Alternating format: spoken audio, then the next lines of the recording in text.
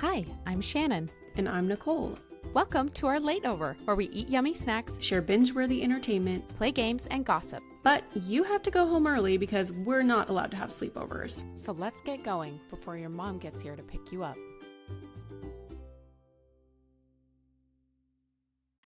Welcome back to Lateover. We're so happy to have you for episode 4. I am Shannon, and this is my little sister, Nicole. Hello, welcome back. We're happy that you are joining us here today in this new year. And are you a new year, new you, Nicole? Has it happened already? I wouldn't say yet, but it's definitely in the works. Come on, I mean, come on. every Chop, day chop. is a different day with my hormones anyway, so who knows who I'm going to get. Yeah. Every day is new me. Hour by hour. New minute, new you. Literally. It's like role play. High stakes role play.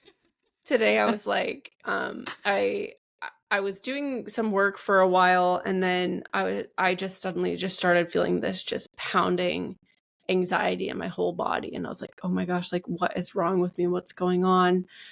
I hadn't eaten in like probably 6 hours. Did that cross my mind? No. Oh, yeah. I'm just literally like, I'm broken. Something's wrong with me. Like, could I get a hunger cue, please? WebMD, you have cancer. No, you just have low I'm blood just sugar, starving. Nicole. So that also that also adds a little spice to new minute, new me, because who knows when I forget to eat.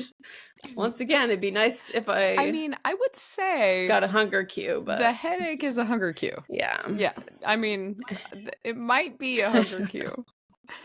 Also, the debilitating anxiety. Your body's like, we're gonna die. My heart is pounding. I can't breathe. My palms are sweaty. I'm literally in fight or flight. Honestly, though, like, and I hadn't eaten in 6 hours. What about my ancestors who didn't eat for like days? Like, I would have never survived. Their anxiety was probably awful. Can you imagine the pioneers, our pioneer stock, if you will? Man, they were just eating. What were they eating? Little flour water pies they threw in the fire. I don't know, but I definitely, when people reminisce about older times, I'm like, I'm sorry, but I literally have to eat. Like, I just No, like it's not a joke. Like it's not like I'm hungry means we've got 10 minutes before everything breaks down and no one's having fun anymore because of me. I've ruined it. I've single-handedly ruined my entire life. So at least I'm taking responsibility, right? Like I am taking some responsibility for that, but I don't know. You are you new year, new you? New year, new kids need to go to school. My Lord. Yeah. We're just everyone is there at all times. Food is being consumed at an unnatural rate. The mess, everybody in my house has specific cup colors. And I did this thinking that it would cut down on the cups that are out at any given time. Nope. My third son, Weston, had all 4 of his gray cups out in a single day because he would fill them up, drink one sip, and then next time he was thirsty, he'd get a new one because he forgot. And it sounds small, but, it's a lot of freaking cups. Too many cups. I'm ready for school to start. It's too many cup. I call us the cuppiest family in the world. And that's just an example of my debilitating anxiety. I'm just a little overstimulated being surrounded by children and cups, at all times. Of course. Let us not forget about the cups. Children and their cups. Exactly. So I know this week has been branded as Rot Week. I guess when we're recording it, sorry, when this comes out, I guess Rot Week would have passed, but I'm like, I don't feel like it's Rot Week. I just feel like it's complete overwhelm week. Like, I would love to rot. Totally. Oh my gosh, there has been no rotting to be seen here. I haven't turned on a TV. I've been doing work every single minute since I landed from Denver. Definitely. And I know you have too. Yeah. So maybe one day we'll sit and rot, but right now we're just overstimulated, hungry, and covered in cups. That pretty much sums it up. And that's it. And anxious.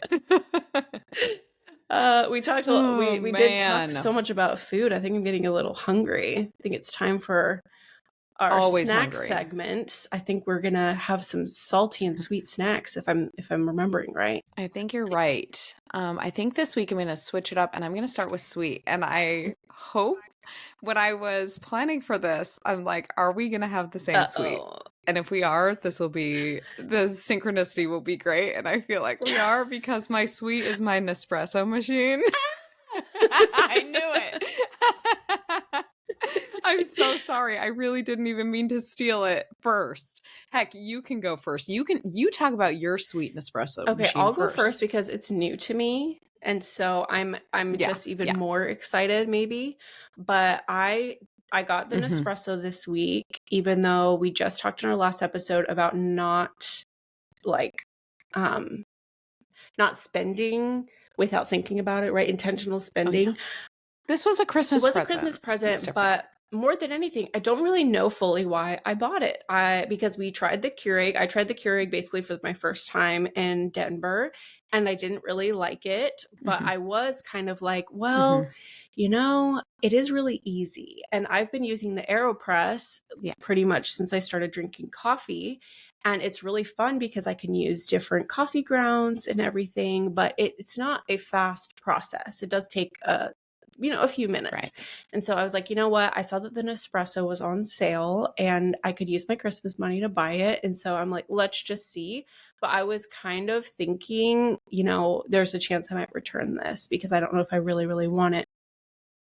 My first cup from the Nespresso, which the name is, I have it right here, the Bianco Doppio.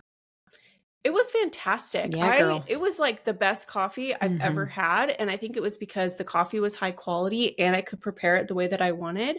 But it was delicious and it's so exciting. My Nespresso came with so many different samples, and so I'm just so excited for the next. I think I still have like 10 different samples left. And so I basically have 10 days of surprises with my Nespresso, and it's just so much fun and it's just delicious. So that's my Every sweet. day is a present. I'm Exactly. so happy. Yeah. Yeah. So, in Denver, our parents were kind enough to allow me to send a little Keurig to their house. Small back knowledge. We grew up Mormon. Our family is still active, and but lots of love all around. And so we're fairly new coffee drinkers within the last 2-3 years.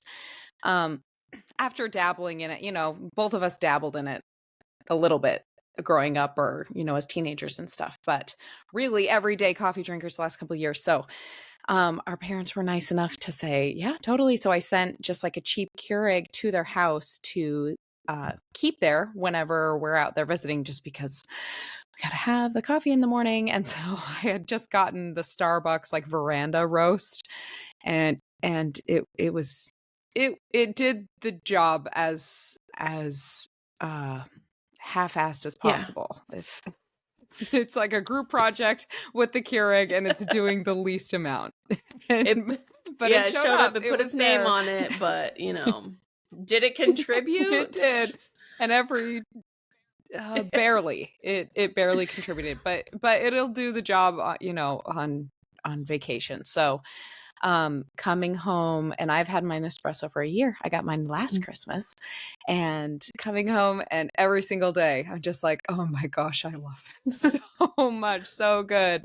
And I love a big hot coffee in winter, and then iced in the afternoons or in the summer, and all the different kinds. It's so fun, and the pods are so Yeah. pretty. Yeah, So, and it's easy. It is really it's super easy. easy. And I am gonna try the hot coffee situation. I've never liked hot Mhm. coffee, and by never I mean, in the past year and a half that I've been drinking coffee or so, I've never enjoyed a hot Yeah. cup. And so I feel like there is a way that Nespresso could open up this path for me and start this journey for me of Mhm. hot coffee. So I'll definitely be experimenting with that because it did come with a few coffee sized pods. So we'll see if I like Yeah. it. And You gotta hit that Malozio, girl. Ooh, that's so yes, I'm yummy. excited. That blonde. Yeah, Yeah. so Cool. I'm so excited that once again we have something that is the always the same, same. and it's always and forever. Yeah, so that was good sweet. You can do first for You know salty. what? Why don't you just You go first for Oh, salty. are Yeah, you sure? you're already on a roll. Go for it. Okay. Okay, I'm on a roll. I mean, this is probably a bigger discussion because I really am not as informed as I should be for this being a topic of conversation, but like the Justin Baldoni Blake Lively mess Oh, is like it is just going on. I mean, and I have said, first of all, I loved It Ends With Us. Okay. You can't make me hate that movie. I thought it was darling. I thought Blake did a great job. Justin was sexy. The whole thing was cute. I loved it. I loved Atlas. I love the whole thing. You can't make me hate it and whatever. I even liked the press tour. I loved Blake's dresses. Blake Lively has always been a huge girl crush of mine, as well as many other girls, I'm sure. And it was just fun to see her dress up and get pretty. And I love that she's a mom of 4 kids. And I don't particularly care for Ryan Reynolds, but I like that they've been married for a long time and they're like a yeah. unit. Okay. And so I don't know. I don't know, obviously, what is true and what is not, but it's kind of now. I just saw that he's suing the New York Times or something. And I'm like, you know what? Can we stop? Could we just stop? You guys have so much money that you're just like willing to blow it all on these ridiculous lawsuits. Can we just move on? Come on. Like nobody cares anymore. If both of them just dropped it, it'd be like, okay, good, because no one cares. Exactly. I definitely feel the same way. I think that they're both digging themselves in a hole. I don't know what happened at Totally. this point, and I'm losing interest. Like the more that time goes on, I'm like, Yeah. okay, whatever. Like Everybody just deal is. with it Yeah. yourselves. But really, whatever there I think there was some level of defamation that probably happened on Blake's side, because I know a lot of people were pushing that she was a bully and she should get canceled for a lot of things that she's done in the past, which I have my own feelings about. I don't necessarily think everybody should just be canceled basically for every little thing that they do, but whatever. But overall, I do feel like Blake could have very gracefully recovered if she just stayed quiet for a little while. I feel like that ends up being the best way Yeah. to do things. And then come back in a little bit and we would have all forgotten. Just like take the high road a little. I mean, we know her BFF is Taylor, and Taylor has stood up for herself and had a few lawsuits and certain things, but it's kind of like you got to pick the right Yeah. one. And I think people were kind of forgetting about this, and It Ends With Us just got on Netflix, which is why it's super popular again, 6 months Yeah. later. And it's like you just should have laid low, because you are going to blow your own reputation up by bringing this up again, because everybody's just Yeah. annoyed. And like that's the thing, when you get annoyed, it's like I don't care who was right or who was wrong. Don't victimize yourself. Like Yeah. boohoo. Nothing serious Yeah. happened. Okay? That's basically what I've come to the conclusion on. So like can we Yeah. move on? I agree with And that. that's I my agree. salty. Yeah, I think that people definitely Thank you. are getting tired of it. I'm definitely tired of it. I don't know what to believe. And once you don't know what to believe, it's kind of like, okay, whatever. Deal with it yourselves. And please, everybody, stop reporting on it, because let's just let them have their own problems solved. They're not important enough for everybody to Right. care. It's really what it is. Like they're very famous, but like they're not in the every single day of your life enough to Yeah, like care. definitely. So I agree yeah, with that. yeah. Agree. So I'm salty. Yeah. Why are you salty? I am going to use a term that you have coined, and it is Oh, great. poltergeist baby. And I do love my Oh yeah. 18-month-old. She is darling, light of my life, but I cannot get anything done without having 3 to 4 other things be undone. Like I cannot, unless she's asleep, she is terrorizing the house. And I know it's Yeah. developmentally It is her full-time yes. job. I know developmentally it's appropriate. Like I do not blame her, but my goodness, I was just trying to fold some laundry today, and I was like, great, she's not tearing apart the laundry. I can fold this, and she's entertained doing something. And I was upstairs. She lulled you into a false sense of security. Exactly. And so I was upstairs. We have a gate on the top of the stairs. We have I had all the bathrooms shut, and basically the only rooms that were open was her room that's totally baby proofed, and then my room, which is the room that I was in, and they're basically across the hall from each other. And when I say she tore apart everything that was not the laundry and then proceeded to come in and undo all the laundry in like probably under 5 seconds, I was like, okay. And then she basically Oh, screamed and cried the whole time she did it too. Like she can't do it happily. She has to do it screaming and crying or pooping. That's her other way she'll do it. yeah. But I mean, You are with haunted. my 5-year-old Yeah. being obsessed with Pokemon, he now has 5 million of these little tiny Pokemon, and she just goes in there and grabs them and just hides them in random places that we're guaranteed to walk. And it's just like, oh, I know people walk here. I'd like to leave them this gift right in their path. And so now we're just stepping on and breaking Pokemon everywhere as well. So Mm. I feel a little Yeah. overwhelmed and I feel like I can't get anything done. And for a second, I think, what is wrong with me? And then I remember that I have a poltergeist baby whose full time job is to tear apart Living in your everything that house. she can. So that's what I'm a little bit salty Yeah. about. Yeah, that is a difficult stage. And the being angry, it's the rage, destruction that is truly the haunting of it Yeah. all. And it's a little scary. I mean, just like a true poltergeist, they're a little Little scary. Don't want to piss them scary. off. And you got to tiptoe around them. But yeah, Yes. you're doing a great job getting done anything. Yes. But So I will say that it is easier to get things done when she's out of the area that I'm trying to clean. So I'll just keep trying to do my yeah, best. We did get some laundry folded today, and that's all that we can hope for in the end. she needs to be in poltergeist jail, which is her baby-proofed, baby-gated room playpen, something. Just stay away Just for like like 10 minutes. banished. You were exorcised from the Yes, laundry. exactly. So anyway, but nothing too Yeah. serious, just a little All right. salty, and she'll grow out of it. So Yeah. that's where Yeah. we're at. She will. Um, well, great. Well, let's move on to a little bit of entertainment.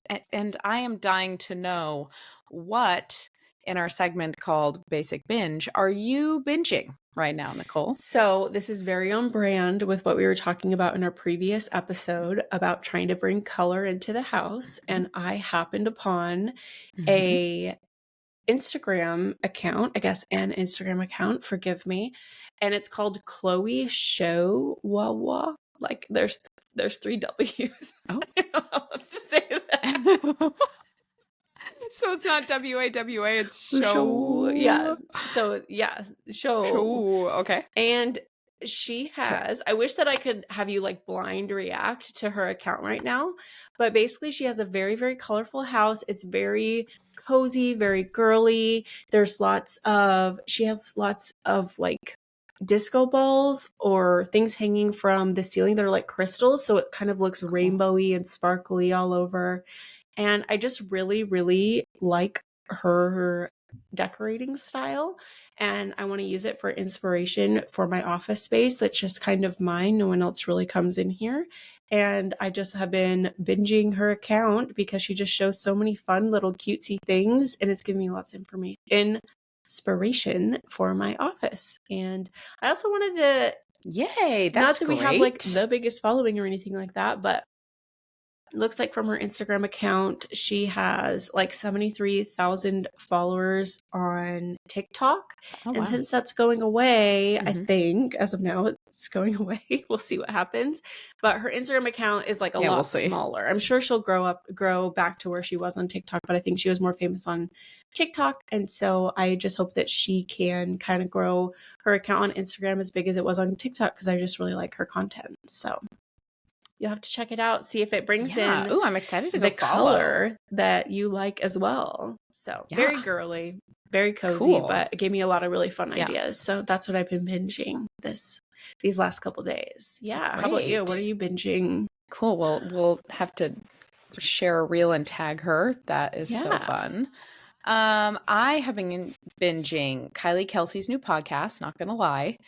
The pipeline of Swiftie to football lover to Kelsey's lover. I mean, it's just everybody loves Kylie Kelsey. She has been the gem that has been uncovered in this whole Taylor and Travis and Jason and Donna and the whole shebang with it all. And so when she announced she was coming out with a podcast, pretty much the same time we did, I was so excited just to hear what she had to say. And I know at least for the first 2 weeks, she like dethroned Joe Rogan as the most popular I love it. podcast, which is That's awesome. wild.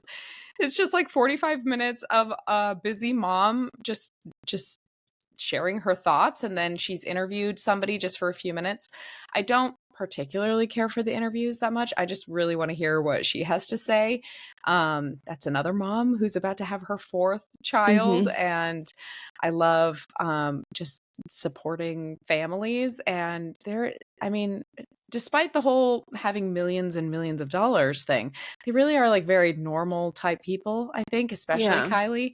So it's fun to follow her, and that she's kind of getting recognition, just like a really good woman who tries to be a good mom and be good in her community. And she coaches, I think, a girls field hockey team.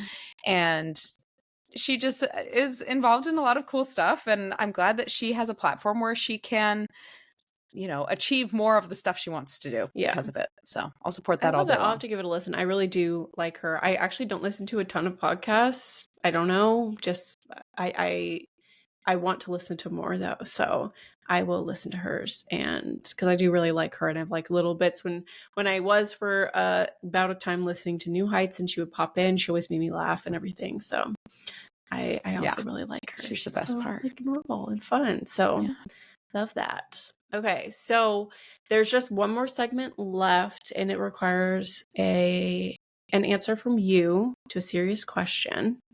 And that question is truth or truth? I'm going to go with truth this time. Okay, brave choice. Brave choice. Okay.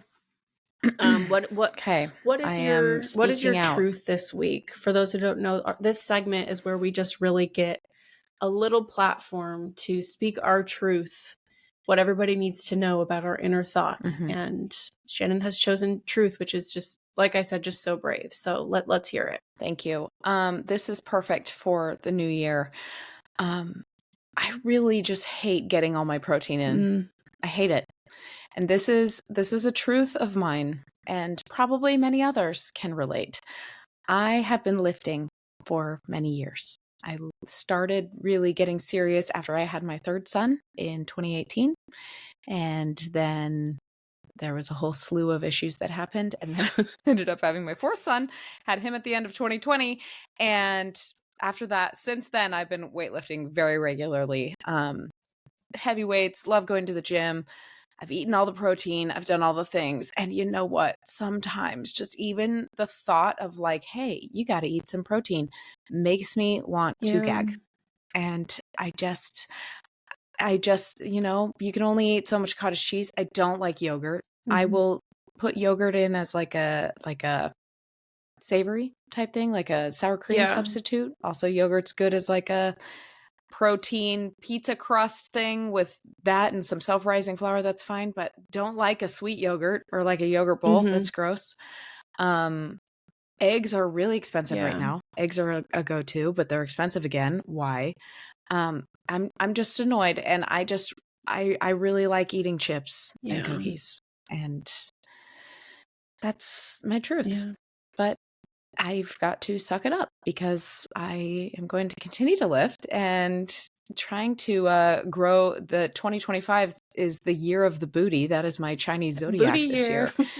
And booty year can't achieve that without, choking down some egg whites, or I don't know, maybe a yogurt or something. It's so funny you said, but you got to suck it up, because I was about to say, well, last year I decided that I don't want to get all my protein in, and I gave up. I have not been very diligent, but that's one thing. I made fun of this last episode, but like, I really do need to focus on my protein. I'm just really trying to build up some more muscle. And yeah, but it's like, I don't want to count it. I'm not counting anything. I just know that if I eat more protein, I will be happier and healthier. It's just very annoying. The process makes me a little less happy. I have like a breakfast setup that is, I think, 40 grams of protein that I eat every single morning. And so I'm like, Mhm. okay, at least I get 40 grams of protein. And now I have my boba tea protein. So that's like another 25 Oh, yeah. grams. And so I'm like, okay, I think I'm doing okay, but it is very hard when you love chips so much. Me too. Yeah, a chip and dip girly, you Yes. and I. Yeah, I wake up and the first thing I do is chug a Fairlife protein shake and like every Yeah. single day. And that's 30 grams. And then the Fairlife milk I put in my coffee, that's another like 10. So, I mean, yeah, I'm getting 40 right off the bat, which is good. But it's the eating it later on. It's the food. I know that I need to eat more protein when I'm eating Yeah. anything. And it's just, even the thought of that makes me want to rebel and just not Yeah. do it, you know? Like, oh, I should do this? I don't Okay, want I'm not to. going to Yeah. do it. Oh, it's so Well, annoying. I'm glad Yeah. that you So I think this is a common yes, struggle, common though. struggle. Yeah. Thanks for speaking this truth, but I'm also proud of you for pushing through and trying to get those booty gains. And the year of the booty is Thank upon you. us, and it just takes a Yeah. little bit of cottage cheese. Sounds gross. Just a little. It's disgusting. Okay. All Oh, right. man. Good Good truth. truth. Good truth. Okay. Okay. So for this week, we are super excited. Well, I guess I'm super excited because we're going to be interviewing Shannon about a lot of things, but over the general subject of being a stay at home mom. So, for those of you who don't know, Shannon has generally been a stay at home mom since she became a mom. And I have generally been a working mom since I became a mom.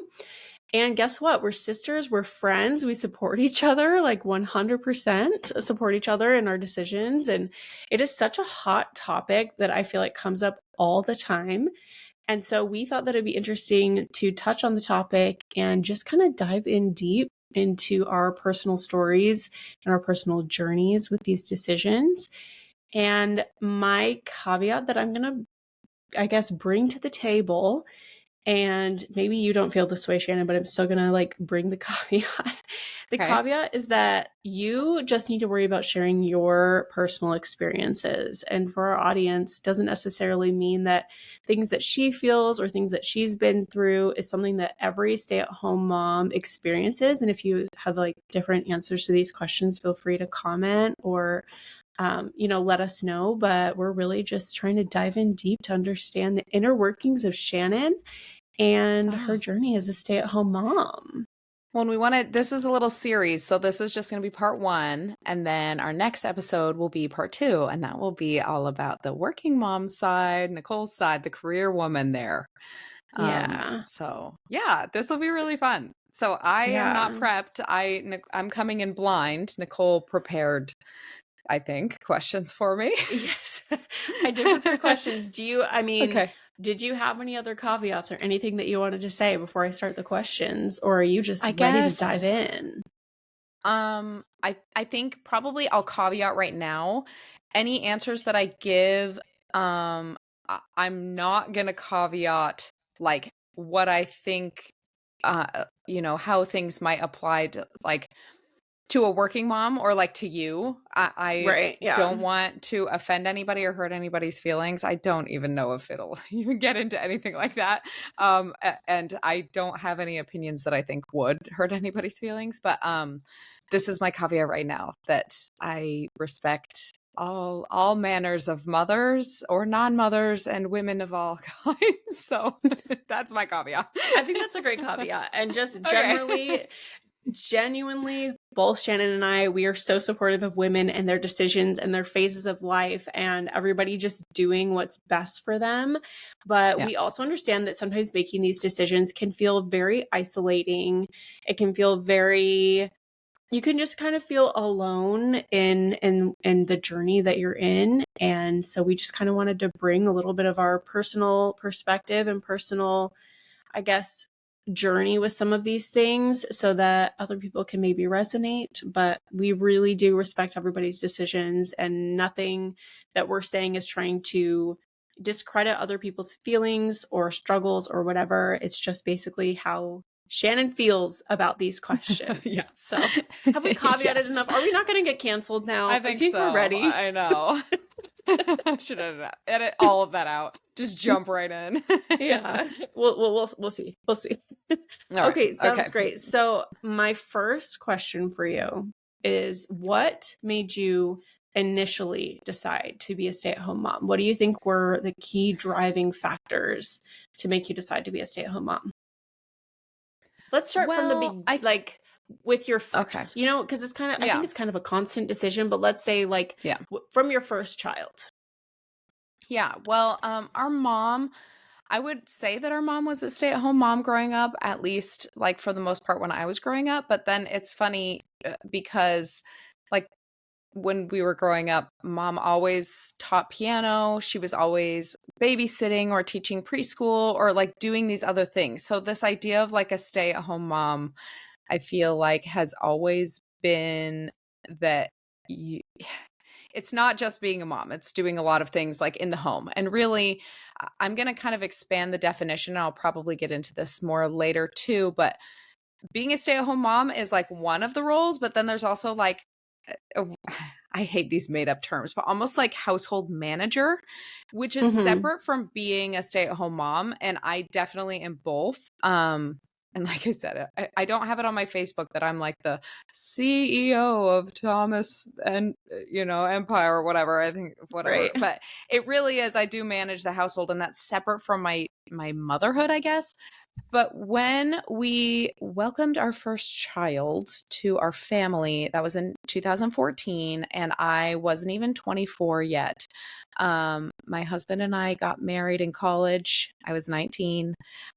We both graduated college at the same time, but I really rushed through school to get my bachelor's at the same time as him, because he was kind of like the career path one, and it was just kind of like the default that I would be the stay-at-home mom and I would not be the financial provider. And I did work before we had kids, in a couple of different jobs. But then as soon as we had Colton, I was done working. And I think the decision, I mean, it was a decision that was kind of made for me in the culture that we were raised in a bit. And, I'm the oldest in our family, and I didn't really know any girls or women that were like a little bit older than me who maybe were in like the next stage who had worked. Mm-hmm. Every woman I knew or everybody did some sort of like side hustle, if that's what you want to call it, or had some way Right. to make money, but technically they were stay-at-home moms. And so that's just all I knew. And to go against that, especially at such a young age, it just really didn't even cross my mind. Not to Mm-hmm. mention my income potential was very low and like still is pretty Mm-hmm. low as far as being hired by somebody. I didn't get a very good bachelor's degree and then don't have a very full resume. So I think it all just kind of naturally led me into being the stay-at-home mom. Yeah. And remind me, correct me if I'm wrong, but I also think you really weren't enjoying the job that you had either at the time. Is Oh, that yeah. correct? Yeah, it was not good. I worked for the billing department of a hospital, and it was just it's hard when you're going to be a stay-at-home mom and you're pregnant. I was pregnant, obviously doing this job, but the same year I got pregnant with Colton, earlier that year I had back-to-back early miscarriages. So Mm-hmm. it's like I was kind of waiting for my life to start as a mother, I Okay. guess. And so having that attitude doing anything would be like, okay, well, as soon as I have a baby, I'm going to be done doing this anyway. Um, but it was nobody contacts the billing department because they're happy, and I was Right. upfront. So I dealt with people as they came in, all the angry people, and it was interesting. I worked with some good people there, but yeah, it was not a great time. So when I was pregnant with Colton, I was absolutely miserable in my pregnancy, but I said, I still don't know what I was more excited for, like to have the baby and not be pregnant anymore, or to be able to quit my job. And I Right. still think it was kind of a toss up. So yeah, that Yeah. made it a lot easier at that point. There's no way. I mean, I couldn't have afforded childcare with that job. I was making like Mhm. $11 an hour. Right. So it just would not have made any sense. Yeah. Yeah, that's understandable. So when that even though the decision was kind of made for you, Hmm. I I really want you to talk a little bit more about some of the sacrifices that you had to make in order to be a stay-at-home mom. Whether Okay. personal, financial, just Yeah. sacrifices, I Okay, guess. this is a very good question, and I appreciate this question, because and it's only I'm really gonna try not to cry on our podcast, but I cannot make any promises. I'm not even PMSing, so this is like legit. I really have only realized the depth of sacrifice since I've had my last child, and I had Mhm. him a month after I turned 30. So my brain was finally done developing, and I had 4 kids in 6 years, including as well as a late term miscarriage. So I say 4.5 kids. Is that morbid? Maybe, but I Maybe, mean, it it's was a okay. lot, and I was very young. Yeah. It's okay. It's my morbid. Um, Exactly. so after I had McCoy, I really was very angry about a lot of things, and lots of stuff has changed in our life since then. But a huge part of it was just feeling like, oh my gosh, I spent all of my 20s sacrificing development of my own self. Mhm. I had no idea who I was. I had no marketable skills that I could see. I was just drowning, I don't care who you are, having 4 kids under the age of 6, 4 boys nonetheless, is not fun. I mean, there are fun Yeah. parts of it. And of course, I love them. That's the only caveat. That's the only time I'm going to caveat and say that. Obviously, I love my children. I wouldn't change any of that. But I really grappled for a long time about like resentment towards my children, feeling like, you know, we've had one income for our 6-member family the entire time. Like any money I've ever made has been so negligible. And Jared has worked his butt off providing for our family, and going to school and doing, like, he's an amazing provider. But yeah, I mean, we've never had the the newest, the nicest, the anything. I mean, we've definitely always had what we needed. Um, but it's not even the possessions. More of the sacrifice, really, I just felt like it was of myself, my body, my Mhm. mind. I feel like I'm a pretty smart person. And Mhm. I like to be challenged, and I like to be creative. And exactly like what you're talking about, having a baby poltergeist. I mean, I had multiple baby poltergeists in my house, in my brain, in my body for so many years. And it was like I had nothing else. And Yeah. that really, to get to know myself and, my body was a whole other thing that I just dealt with and hated the entire time, which is so sad to me now. Um, but yeah, it was a lot. I think at the time, like going through it though, it was just such a given. I think we had Yeah. kind of both agreed we would have 4 kids. I think if we would have had a girl at number 3, we might have stopped, but we really wanted a daughter. So, Yeah. we had as many as we possibly could to try to get there. So I think going through it, it wasn't even really conscious, like, okay, well, we're going to have this. It was just expected that we were going to have all these babies. And it was kind of after the fact that it really hit me, like, oh my gosh, I sacrificed my whole life to Yeah. do this. And then as far as the stay-at-home mom aspect, there was just no outlets. I was inundated all the time, and every other year it increased by 100% because I Yeah. just kept having more. And I'm like, why do I want to die? And I had no other real development. So I think that was the biggest sacrifice. Yeah. But you were kind of saying that you maybe didn't realize that level of sacrifice going into it initially. It was just more Yeah. when you came up for air after your fourth that you realized what you had sacrificed. Is that true? Yeah. Yeah, well, and I think it was part of my understanding of mothers, that being a martyr was part of the job.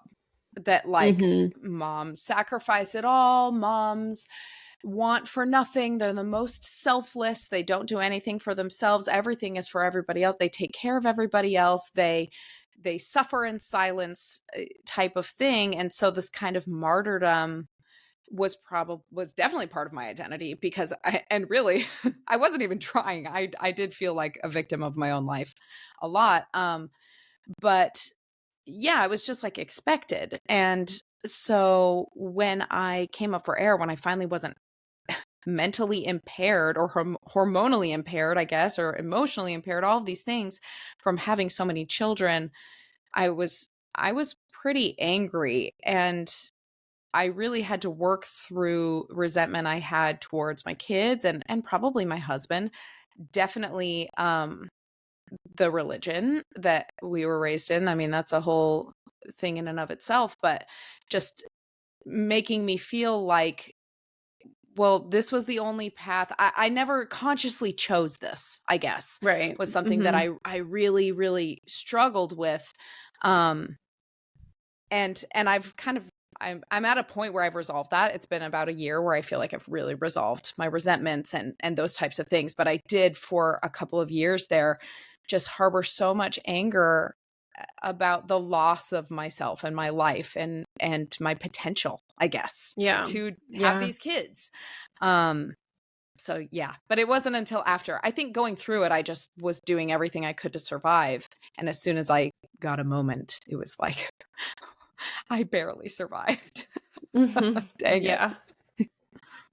Well, I think that there's kind of two sides that you mentioned there, and I'm trying to think of how to dive into it exactly. But there's this side after the fact that you definitely see how much you've sacrificed, and there's Mhm. no way to really downplay that sacrifice, right? It is a very real sacrifice, and you see it now and everything like that. But you also talked about the martyrdom side of things, which I Right. think is very common in motherhood, and that maybe while you were going through it, you more had this attitude of being a martyr, and that's maybe part of why you were able to get through it, because you had identified that, this is supposed to be hard, this is how I'm supposed to feel, this is how motherhood is, and everything like that, but that you had kind of resolved that. So do you know, or can you articulate some of the mindset shifts or maybe changes that you had to make to go from like a mother martyr to maybe working through how you had to make those sacrifices to then having the perspective that you do on motherhood and being a stay-at-home mom now?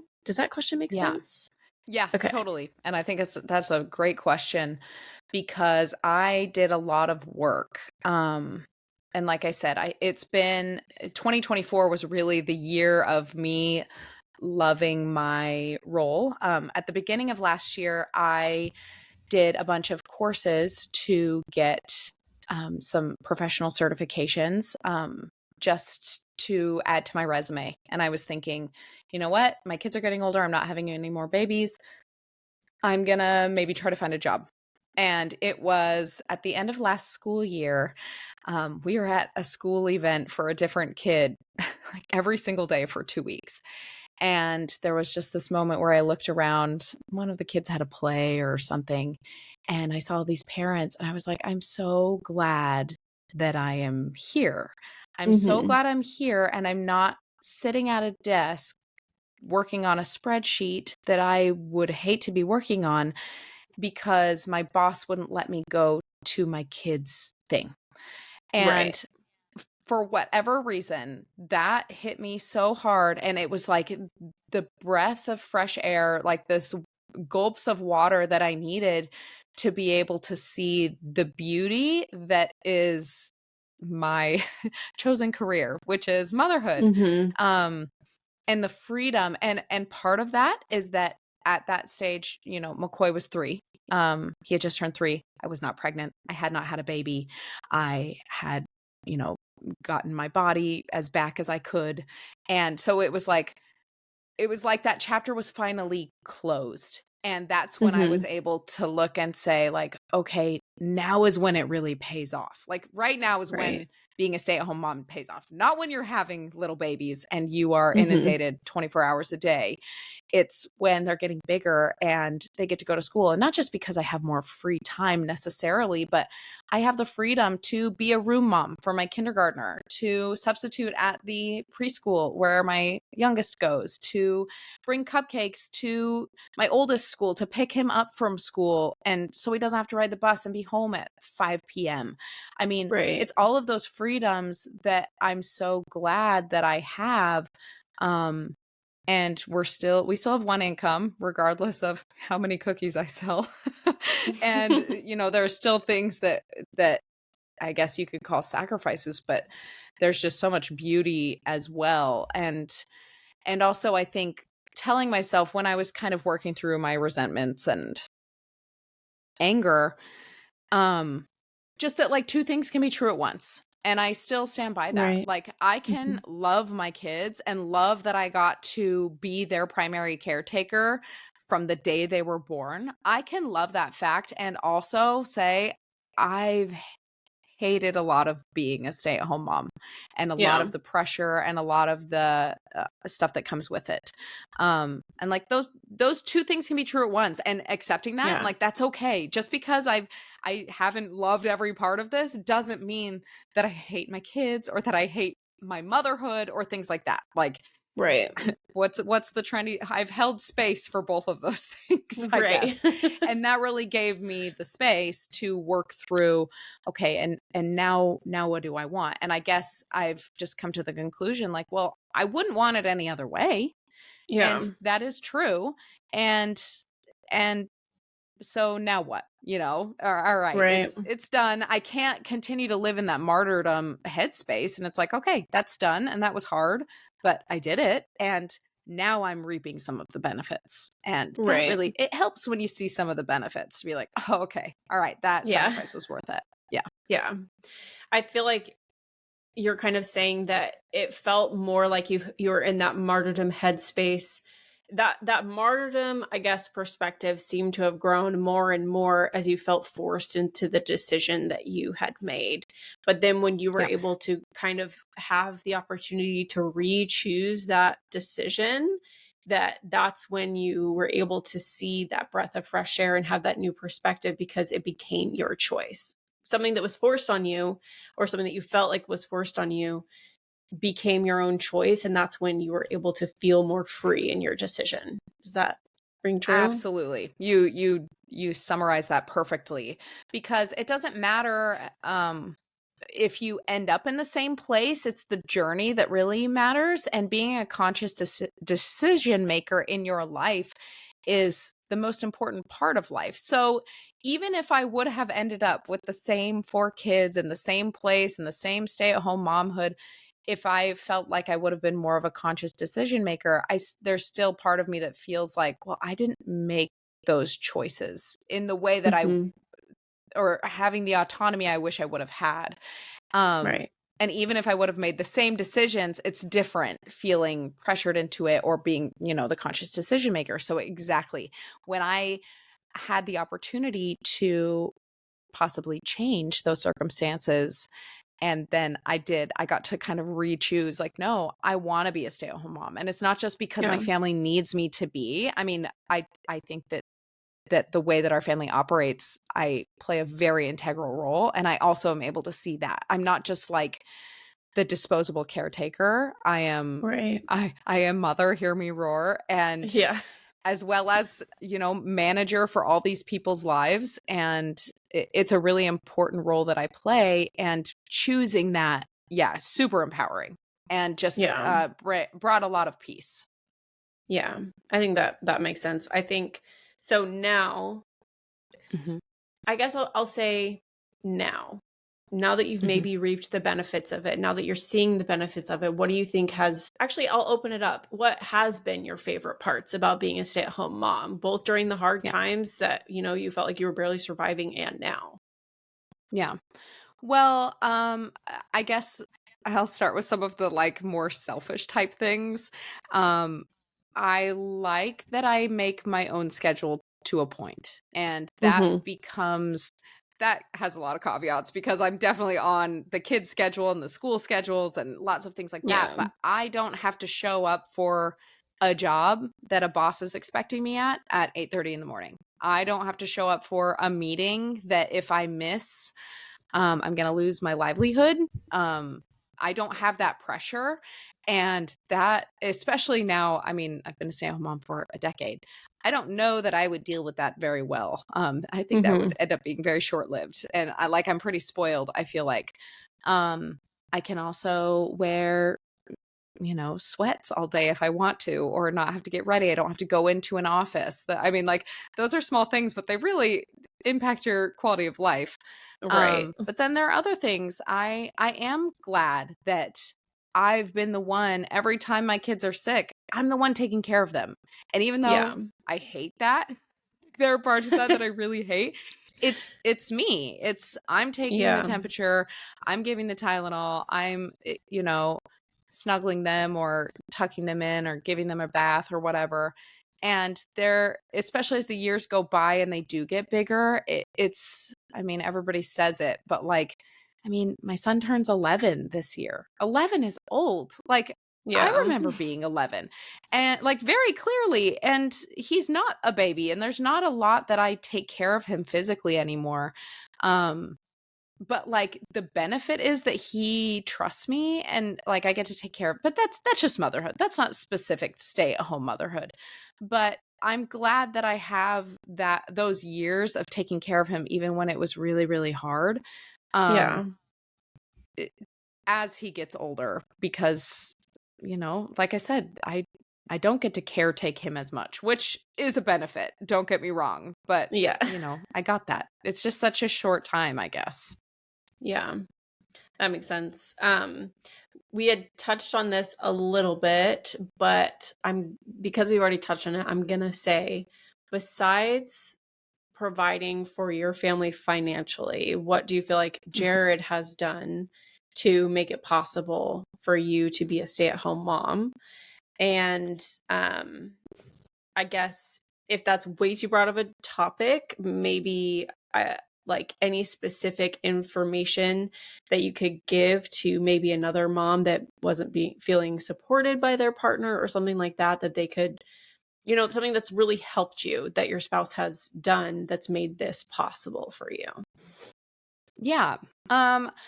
I mean, I talk about my sacrifices and I don't know that there's another person in the world that respects their spouse more than I respect my husband. Like this is what's Mhm. going to make me cry.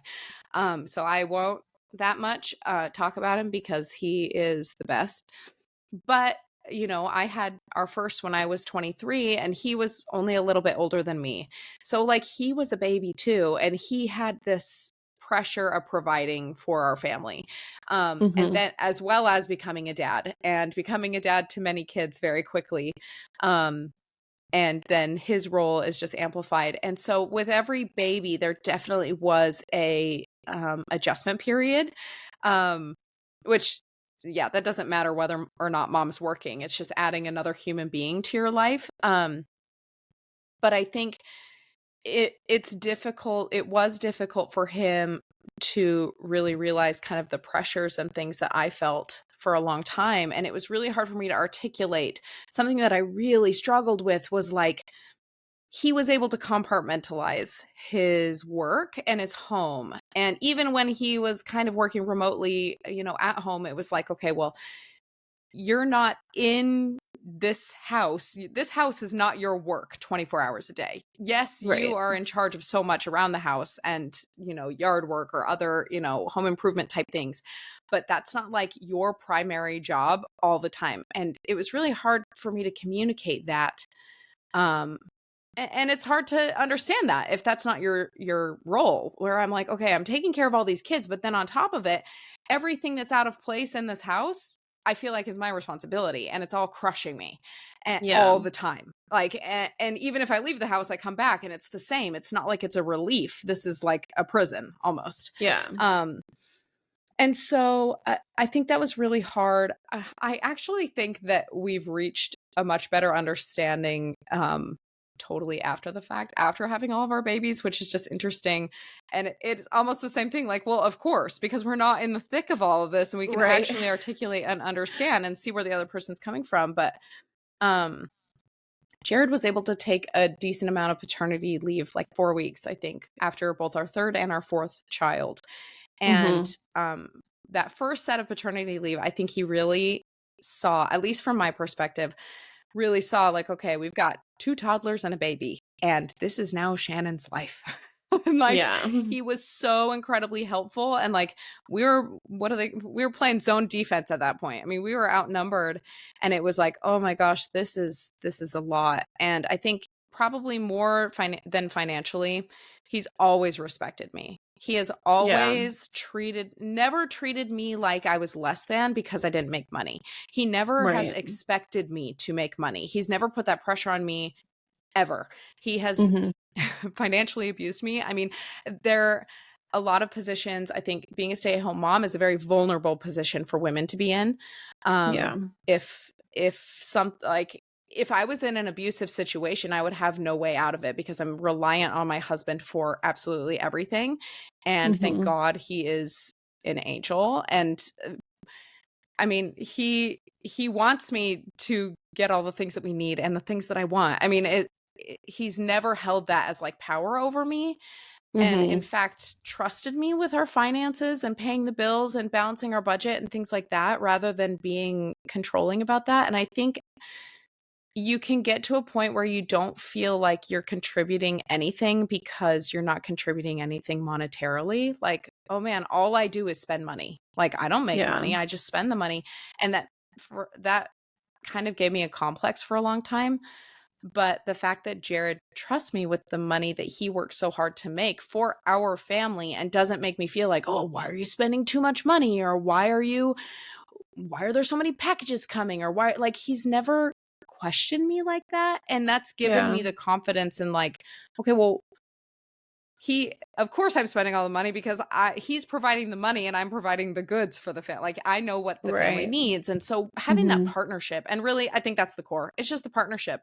Um, and then, we're at a time now where the cleaning of the house is not my sole responsibility. The whole family cleans the house every Sunday, and Yeah. Jared is right there at the front with the vacuum and the Clorox wipes and showing our boys that, like, it's not the woman's job to clean the house. Yeah. um that has been huge, and it's just huge because the kids can actually help. But I mean, the support that Right. that shows, and the example, I think, has been really important. So Yeah. I've really respected your guys' relationship and balance through all of the different kids and just kind of the different roles that you guys have had to take on with every kid and every position and every, Jared getting his master's degree or mhm. changing jobs or just so many different things have changed and you guys have adapted really, really well. But I do think that's one thing that I see just like in moms groups a lot is just kind of this that the financial provider is not respecting the other partner. And I Right. think that Jared really has, like, I just want to validate that I just think he has done such a great job giving you that respect and control. And you've done so well with it, right? And I think that on the reverse of Thanks. that, I think that there's other people whose financial provider does not respect their decision or does not give them control.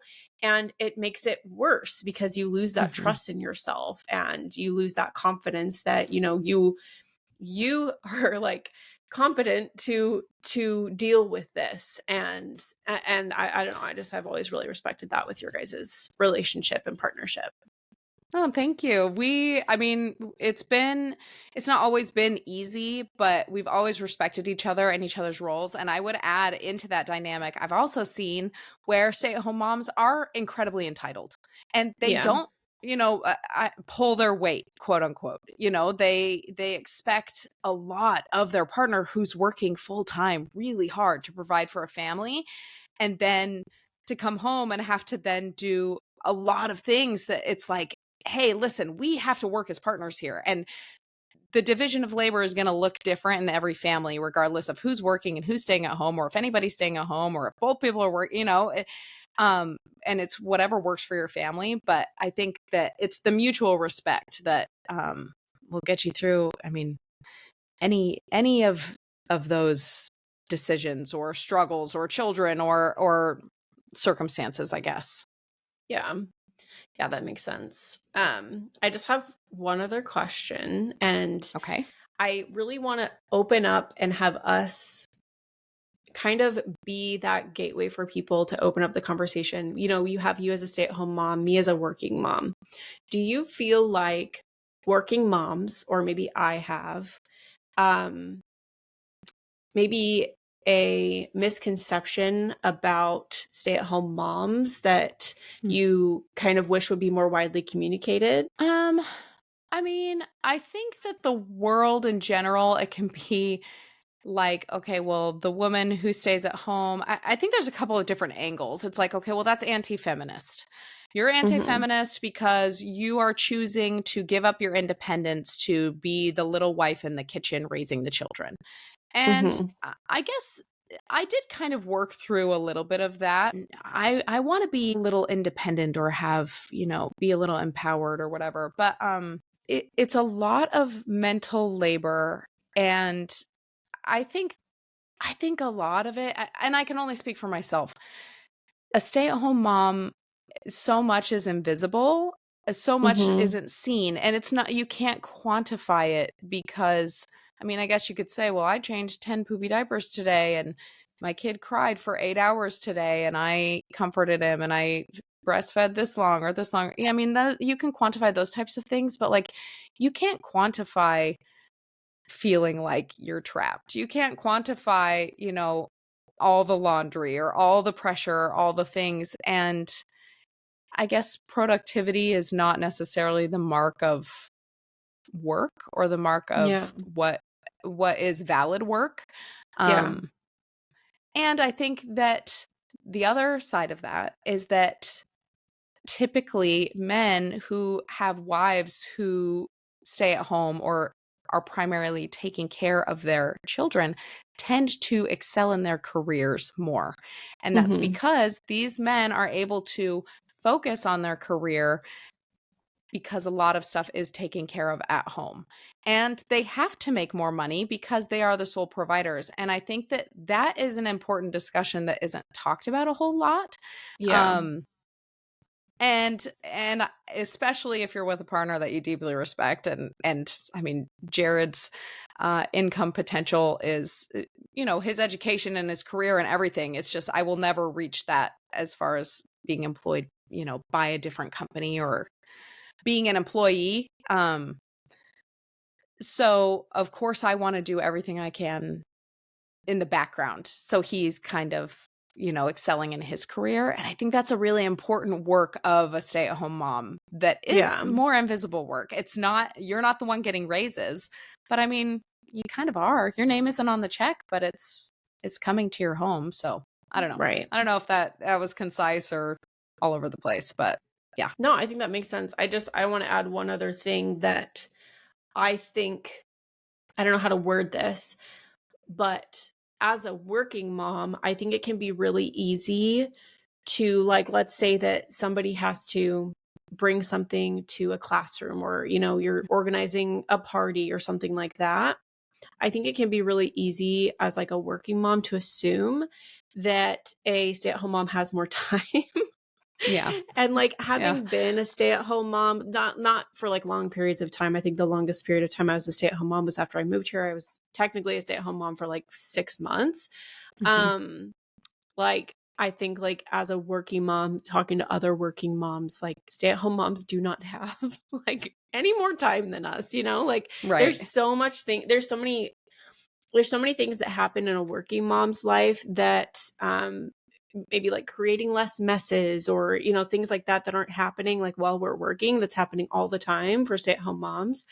And so you can correct me if I'm wrong, but that is just one assumption that I'm speaking for stay-at-home moms, for working moms, not to assume that stay-at-home moms like have all the time in the world and can do everything because they're a stay-at-home mom. Like, it's a very, very busy job. It is literally constant. There is no breaks. Like, it's just all the time. And I think that that's something that can be missed, when working moms are considering, um, the time availability of a stay-at-home mom. Do you Right. agree with that?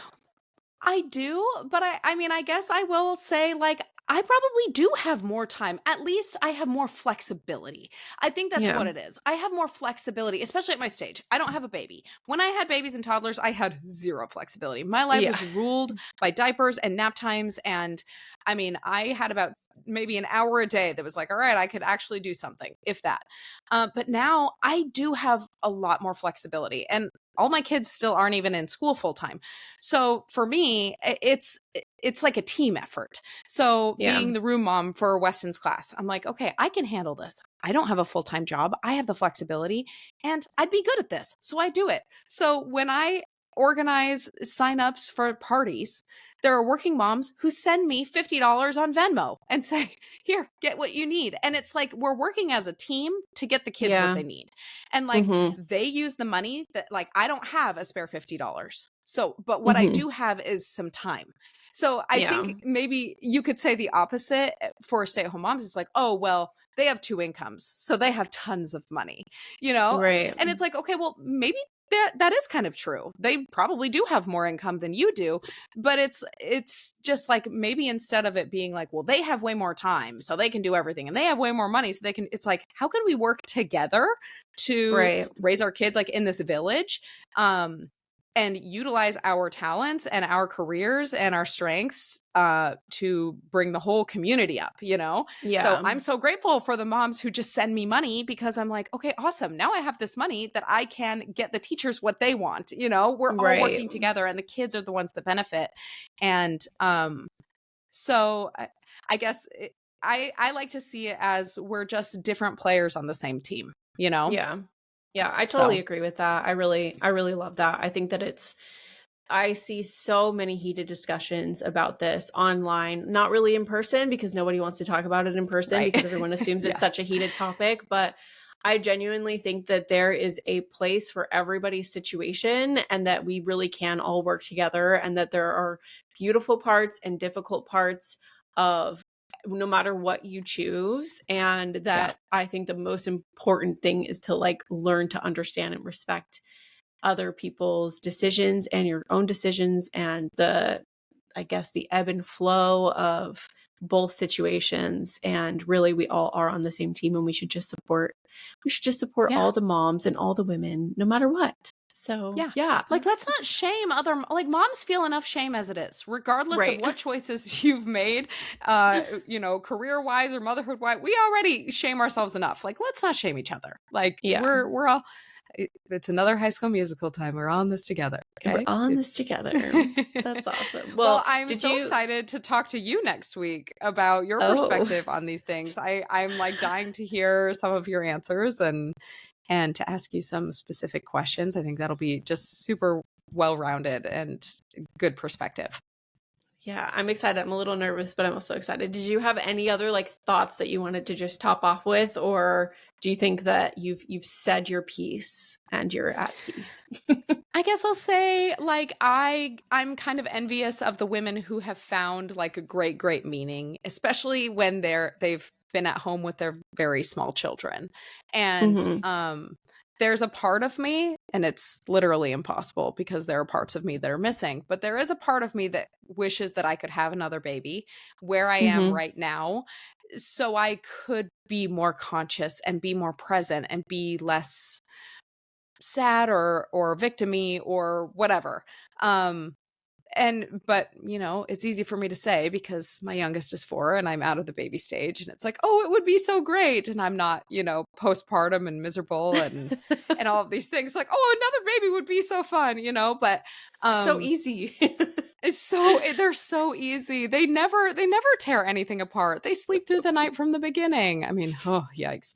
Um Yeah. but I just think that if I mean, this feels funny because it's a small group of people, but if anybody needs anyone to talk about with this kind of subject, like, I am always open to talk about this. I think it's something that isn't talked about a lot, and there's a lot of shame surrounding it. And even some of the things I've said today, it's like, oh man, I shouldn't have said that. But it's how I feel.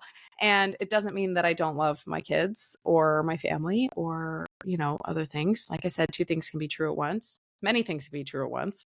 And I guess I'm I'm there for anybody who need to chat about this. So She really is, and she means it. yeah. So I do. Talk to me. talk to her. I need friends. Awesome. Well, Oh, all well, of that thanks to for say, thank interviewing you me. so much for diving into those Yeah. questions and giving great answers. And yeah, I think people are probably, I think actually moms are already waiting outside. So I think we got to get going for the Yeah. week. But Yeah, thanks everybody for coming to our layover. yes, And we we love will you see you next guys. week. Love All you. right, bye. Bye.